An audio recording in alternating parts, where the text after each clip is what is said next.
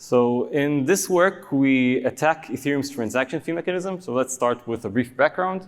In Ethereum, transactions can invoke arbitrary pieces of code. And so the fees that transactions pay are proportional to the computational complexity of the code that is invoked. This complexity is measured in a unit called gas. Moreover, transactions can revert, meaning that they cancel or roll back whatever action they took up until the moment they reverted. And even transactions that revert have to pay fees for the gas they consumed up until that point. This is done to prevent denial of service attacks where transactions perform very heavy computation and then revert, right? If we did not force them to pay fees, then this would allow for essentially free denial of service attacks.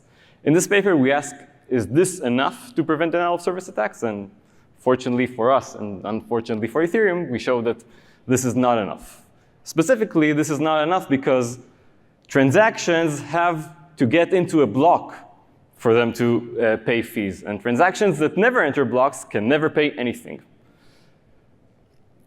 So why would anyone invest resources in transactions that don't enter a block? This actually happens all the time, and we call this speculative investment of resources. So let's say that we're a builder, we're building a block, and it's right now full up to its capacity.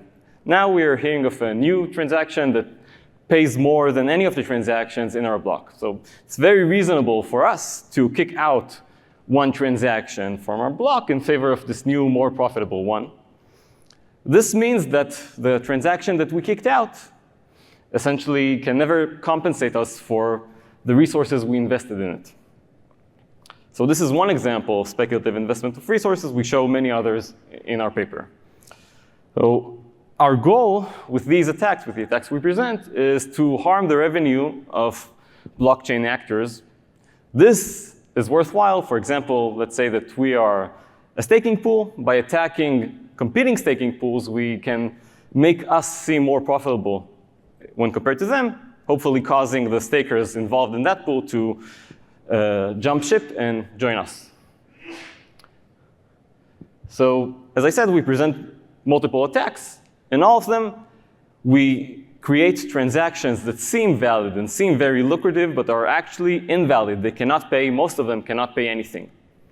And this was actually really hard to pull off, partially because of Yuzha Tang, who is sitting here, who made sure that bad people like me cannot do these nasty things. And Ethereum has a very, very thick layer of defenses because of people like Yuzha that prevent these attacks. But we pulled it off, and we circumvented these defenses. We show that our attacks work on Geth, Ethereum's most popular client. And besides Ethereum, this is also applicable to any other cryptocurrency that uses a Geth fork or relies on similar design patterns. Moreover, we present partial mitigations for these attacks, but completely preventing them, at least with respect to current cryptocurrency designs, is maybe impossible, because these attacks kind of point towards a tension between ensuring the security of the system and ensuring good user experience. Each mitigation pulls you off in direction of the security, pulls you away from user experience. And this shows that blockchain security relies on much, much more than consensus mechanisms. So just to give you an overview, our attacks target different steps in the transaction validation pipeline. To summarize, we'll go over each one soon. To summarize, we kind of show that you're in a you're damned if you do and you're damned if you don't situation. If you try to validate transactions using one method, we have an attack against you. And if you don't use that method, we have a different attack against you. Okay, so kind of, you can't really do anything. In the first attack, which is called ConditionalExhaust, we target nodes that execute transactions to validate them. For example, block builders. So we try to trick our victims into executing our transactions, thus wasting their time. They execute our transactions instead of others. What they don't know is that while our transactions seem valid, when they finish executing it, they realize that they're actually invalid. Okay? And due to inherent difficulties in computation, when facing general pieces of code, it's impossible to predict that these transactions are invalid. By sending enough such transactions, we can make sure that our victims, for example, block builders, would waste all their time, for example, 12 seconds between blocks in Ethereum. And thus, they would really not have a chance to look at other transactions.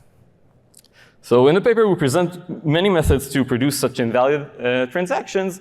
One of them, but not the only one, is by relying on censorship. So if you're following the news, 2 years ago, the US government has sanctioned an Ethereum contract, Tornado Cash. If you want to comply with US regulations, let's say you're a US-based builder, then you cannot include transactions that interact with Tornado Cash in your blocks. Tough luck. And actually, this is relatively commonplace in today's ecosystem, censorship compliance.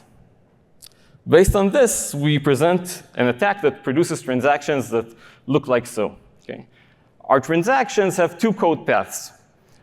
One is invoked if the actor which is currently executing the transaction is compliant with US regulations. And we show how to figure this out in our paper. If indeed this is the case, then we execute very, very complex code, which ends in an unexpected fashion in a transfer to a non-compliant entity, for example, Tornado Cash. Okay? This means that to validate this transaction, the actor must execute it in its entirety. It cannot foresee in advance this transfer. If the actor is not compliant, we instead invoke a very, very simple code path, which doesn't do anything, really. Doesn't do anything. This gives us a nice property where we consume 30 million units of gas, which is the maximum amount possible, but we only pay, at the worst case, whenever our transaction eventually finds its way to non-compliant actors, only pays for 23 and something thousand units of gas, which is a smidge more than the minimal possible. To evaluate the impact of this attack, we set up a local Ethereum testnet and show that even when using like a complete beast of a machine, which is way, way, way stronger than the minimal specifications, sending 140 transactions, which does not seem a lot to me, causes our victims to never be able to include real transactions in their blocks. We waste all their time. And if you want your transactions to seem more lucrative than 90% of Ethereum transactions, this means that you would have to pay at most a total cost of $770, which is not a lot. So we present other variants in our paper. Let's move on to the second attack, second class of attacks, which is called MemPurge. This attack targets heuristics that nodes use to prevent themselves from wasting time on transactions that are very obviously not valid. Okay, so they first apply these heuristics. In this attack, we create transactions that seem valid to these heuristics. This allows us to create many such transactions, hopefully fully clogging the memory of our victims. And this causes our victims to evict, to kick out profitable transactions from their memory in favor of our transactions. Right? These transactions will not be included in their blocks and can be included in blocks by our adversary. This, again, was really hard to pull off for the reasons I mentioned earlier. To give you some intuition as to how we circumvent the mitigations put in place, we create sequences of transactions that are actually completely valid at first. Then, in a step-by-step fashion, we create transactions that replace some of the transactions in a sequence. Eventually, we replace transactions in a way that causes almost all the transactions in our sequences to be invalid. Okay? So a tiny bit of them is valid, but the most is not. Again, see the paper for details. And moving on to our last attack. Oh, by the way, the previous attack does not rely on censorship. None of its variants rely on censorship. Relies on different things. And for our last class of attacks, let me first give you some background. Our attack is the first attack on Ethereum's proposer builder ecosystem. In this ecosystem, we have the following actors. So we have searchers that collect user transactions in bundles to extract value from them. They send bundles to builders who create blocks. They pack blocks with bundles and regular transactions, try to maximize the profits made by these blocks. They submit their blocks to proposers via relays. Relays validate the contents of blocks to make sure the blocks are valid. And if that's the case, they forward the headers of blocks without the contents to proposers to prevent proposers from imitating the contents of the blocks and running away with the profits. So in the third class of attacks, which we call GhostTX, we note that because some builders prioritize searchers according to their reputation, meaning according to their history of creating bundles that wind up on chain, this actually opens up a denial of service risk. Okay. In this attack, we harm the reputation of competing searchers. Again, we create transactions that seem valid to searchers and are actually valid and are later invalidated by our attack. This attack, again, relies on different techniques than the previous two. I don't have much time, so if you're interested, either talk to me or read the paper, or hopefully both. So to conclude, in the paper we present many attacks, many more than those I talked about. And all of them just show that currently the transaction validation pipeline is the Wild West. Anything goes, and there's a huge surface for attacks, both in current mechanisms, such as the ones I discussed, and also in proposed mechanisms, such as the one discussed in the previous talk. Thank you for laying the ground. And again, this has ample opportunity for lots of future works, okay? Attacks on these new mechanisms, also designing mechanisms that are resistant to such attacks.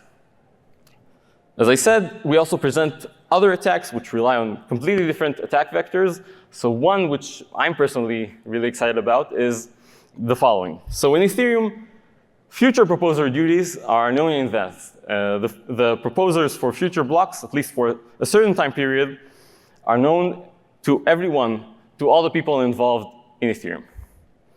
Previous works have noted that this allows others to attack future proposers. In some of our attacks, we show a novel attack where future proposers can actually attack the rest of the ecosystem. Okay. Again, lots of stuff to do there, but I won't talk about it. So that's it. Thank you.